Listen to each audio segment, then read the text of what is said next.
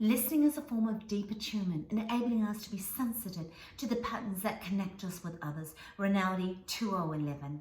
It invokes all of our senses, calling us to truly hear with our ears and listen with our hearts, to respectfully engage with the storyteller and receive the gift of the story. Lewis 207.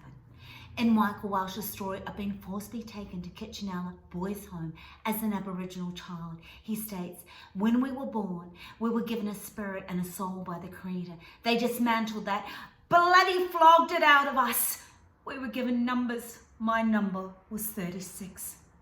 My heart is pierced by the horror of these cruel acts of injustice that left him suffering and traumatized.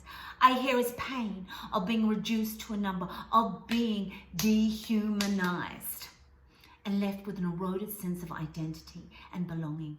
This was the direct result of the Australian government racist assimilation policies in the first half of the 20th century. Rooted in cultural otherness, it sought to create a single, uniform, white Australia. Reflecting on my grandmother's story as a Maori woman who suffered from structural racism, I realised there is a transcultural connection that entangles Indigenous stories of colonisation. This has made me acutely aware of cultural othering, the importance of suspending my judgments of prejudice and listening to the diverse stories of families from a place of radical acceptance and openness.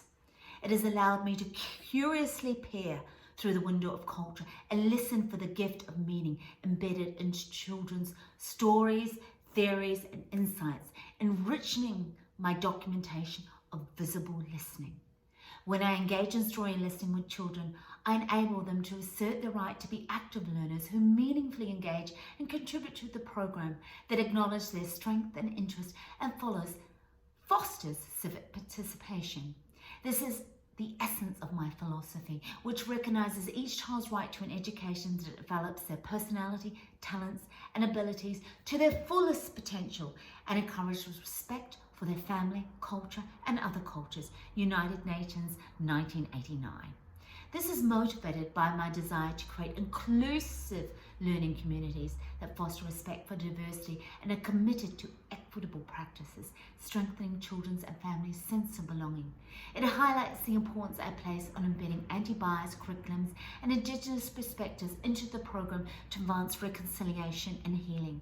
Therefore, story listening is essential for relationships, legitimizing children and families' sense of belonging and identity in the program.